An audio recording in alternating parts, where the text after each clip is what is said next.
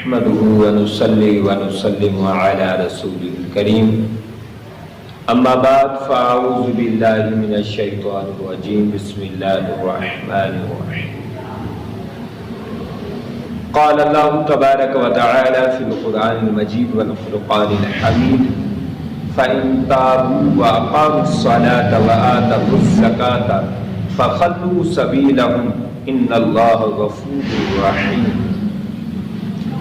صدق الله العظيم اللهم صل على سيدنا ومولانا محمد وعلى آل سيدنا وأصحاب سيدنا ومولانا محمد وبارك وسلم وصلوا عليه۔ پیارے دوستو، زکوٰۃ کے حوالے سے میں گفتگو کر رہا ہوں، جناب کی خدمت میں پیش کر رہا ہوں۔ زکوٰۃ کی اہمیت سورۃ توبہ سے آپ اندازہ لگائیں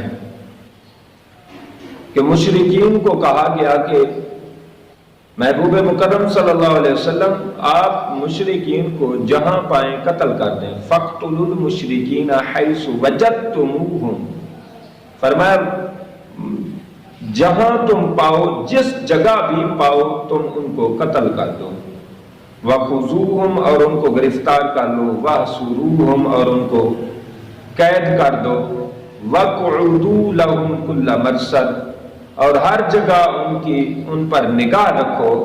ہاں فرمایا فَإِن تَابُوا وَأَقَامُوا الصَّلَاةَ وَآتَوُا الزَّكَاةَ، فرمایا ہاں اگر مشرک لوگ توبہ کر لیں اور نماز قائم کریں اور زکوٰۃ ادا کریں، فَخَلُّوا سَبِيلَهُمْ، فرمایا ان کا راستہ چھوڑ دو۔ اِنَّ اللَّهَ غَفُورٌ رَحِيمٌ، بے شک اللہ بہت بخشنے والا جو بڑا مہربان ہے۔ تو پیارے دوستو، یہاں سمجھنے والی بات یہ ہے کہ مشرکین لوگ توبہ کریں تو مشرکوں کی توبہ کے بعد جو ان کے اعمال بطور شرط اللہ رب العالمین نے بیان فرمائے وہ ہے توبہ کے بعد نماز اور زکوٰۃ۔ علماء کرام نے لکھا ہے کہ نماز اور زکوٰۃ مسلمان ہو جانے اور کفر سے سچی توبہ کرنے کی یہ بہت بڑی علامت ہے، نماز اور زکوٰۃ۔ اور فرماتے ہیں کہ نماز اور زکوٰۃ یہ تمام نیکیوں کی جڑ ہے، بنیاد ہے۔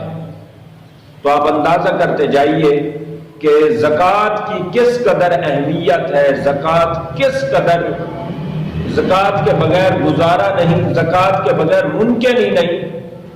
تو رب العالمین نے قرآن مجید میں بھی زکوٰۃ نماز کے ساتھ ہی ذکر فرمایا۔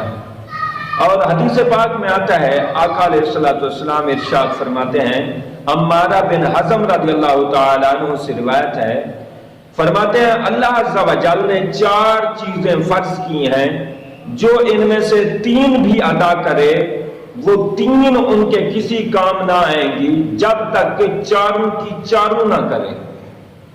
فرمایا وہ 4 چیزیں کون سی ہیں؟ فرمایا نماز ہے، زکوٰۃ ہے، روزہ ہے اور حج بیت اللہ ہے۔ یہ چاروں اسلام کے ارکان جو نہیں ادا کرتا، باقی 3 ادا کرتا ہے لیکن 4 پورے نہیں کرتا، فرمایا باقی 3 بھی اس کے ضائع ہیں اور فضول ہیں۔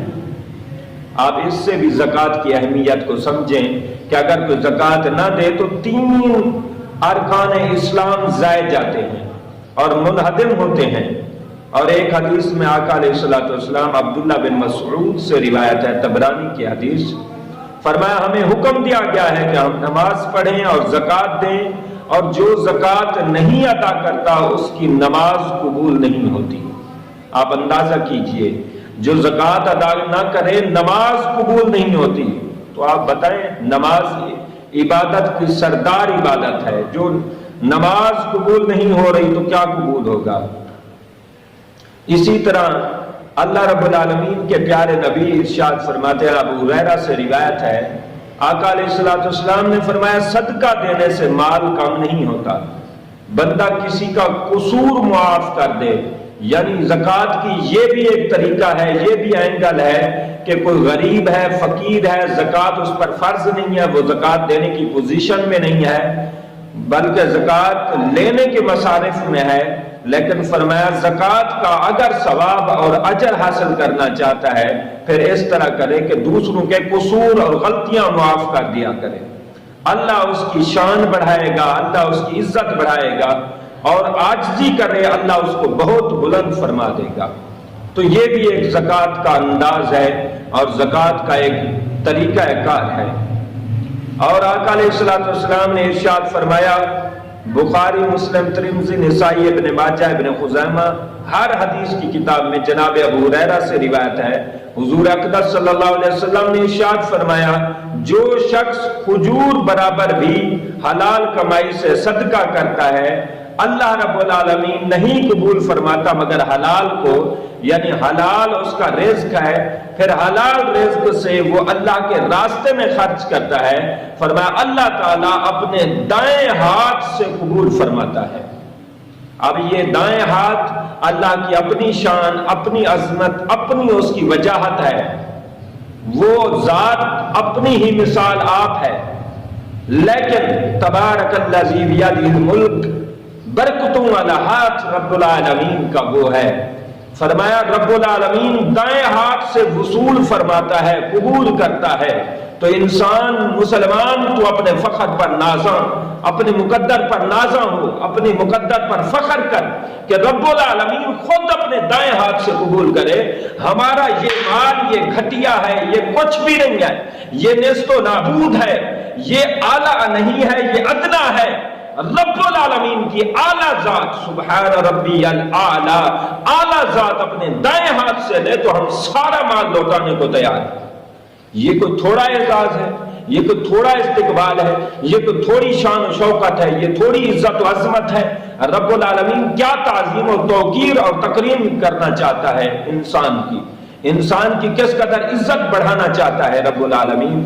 فرمایا میں اس کو دائیں ہاتھ سے قبول کرتا ہوں، پھر اس کے مالک کی طرح جیسے وہ اپنے جانور کے بچے کو پالتے ہیں، وہ جانور بڑے ہو جاتے ہیں، پھر ان کی نسل افزائش ہوتی ہے، تو اس طرح فرمایا میں بھی ان کے ایک ایک روپے کو پالتا ہوں، جب یہ آئیں گے میری بارگاہ میں یہ خزانوں کے خزانے کے مالک ہوں گے، یہ آخرت کے بادشاہ بن چکے ہوں گے، یہ آخرت کے بڑے امیر بن چکے ہوں گے، یہ اجر و ثواب پہاڑوں کے برابر اور سمندروں کے برابر جب دیکھیں گے، یہ رزق کریں گے اور عرض کریں گے مالک کاش تو تو عالم الغیب والشہادہ تھا، تو تو ہر علم جانتا تھا، کاش کہ یہ ساری یہ مال و متاع ہمیں اس وقت توفیق دیتا ہم تیرے نام پہ قربان کر آتے، یہاں تو تو نے ہمارے لیے اپنے خزانوں کے منہ کھول دیے ہیں، اپنی رحمتوں کے سمندر کھول دیے ہیں۔ اور اسی طرح آقا علیہ الصلوۃ والسلام نے ارشاد فرمایا، جناب ابو دردہ سے روایت ہے کہ حضور علیہ الصلوۃ والسلام نے فرمایا زکوٰۃ اسلام کا پل ہے، زکوٰۃ اسلام کا پل ہے، فرمایا اس سے مسلمان سوار ہو کر اور اس سے کراس کر کے جنت میں جائے گا۔ اور ایک حدیث میں آقا علیہ الصلوۃ والسلام ابو ہریرہ سے روایت ہے، طبرانی میں حدیث آئی، آقا علیہ الصلوۃ والسلام فرماتے ہیں جو مجھے 6 چیزوں کی ضمانت دے دے میں جنت کی ضمانت دیتا ہوں۔ فرمایا 6 چیزیں کون سی ہیں؟ عرض کی یا رسول اللہ صلی اللہ علیہ وسلم 6 چیزیں کون سی ہیں؟ فرمایا نماز، زکوٰۃ، امانت، شرمگاہ، پیٹ اور زبان۔ زکوٰۃ اس میں بھی شامل ہے۔ آپ اندازہ کرتے جائیے، آقا علیہ الصلوۃ والسلام نے ارشاد فرمایا، علقمہ رضی اللہ تعالیٰ عنہ روایت کرتے ہیں، حضور علیہ الصلوۃ والسلام نے فرمایا تمہارا اسلام کا پورا ہونا یہ ہے کہ اپنے مالوں کی زکوٰۃ ادا کرو۔ تو پیارے یہ مالوں کی زکوٰۃ کس قدر اہمیت رکھتی ہے، اور آقا علیہ الصلوۃ والسلام نے کس قدر اس کی شان و عظمت بیان فرمائی ہے۔ آقا علیہ الصلوۃ والسلام نے فرمایا، ایک جماعت صحابہ کرام رضی اللہ تعالیٰ عنہ سے روایت ہے، حضور علیہ الصلوۃ والسلام نے فرمایا زکوٰۃ دے کر اپنے مالوں کو مضبوط قلعوں میں کر لو اور اپنے بیماروں کا علاج اسی زکوٰۃ اور صدقات سے کیا کرو، اور بلائیں جو نازل ہوتی ہیں ان پر دعا اور تضرع سے اللہ کی مدد مانگا کرو۔ تو آپ اندازہ کیجئے اللہ کے نام پہ خرچ کرنے سے بلائیں دور ہوں، آپ کی آپ کا مال محفوظ ہو، مضبوط قلعوں میں محفوظ ہو، تو یہ ساری عظمت و شان دنیا کی اور آخرت کی یہ زکوٰۃ سے ملتی ہے۔ اور حضرت جابر سے روایت ہے، حضور اکرم صلی اللہ علیہ وسلم فرماتے ہیں جس نے اپنے مال کی زکوٰۃ ادا کی بے شک اللہ تعالیٰ نے اس سے شر کو دور فرما دیا۔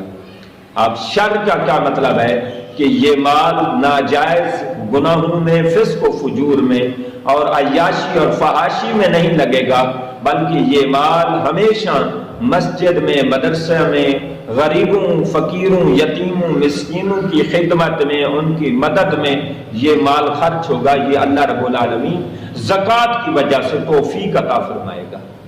تو پیارے دوستو، زکوٰۃ کی اس قدر اہمیت قرآن اور حدیث سے مختلف یہ خطابات میں آپ سن چکے ہیں۔ اب ہم انشاءاللہ زکوٰۃ کے مسائل کی طرف بڑھیں گے۔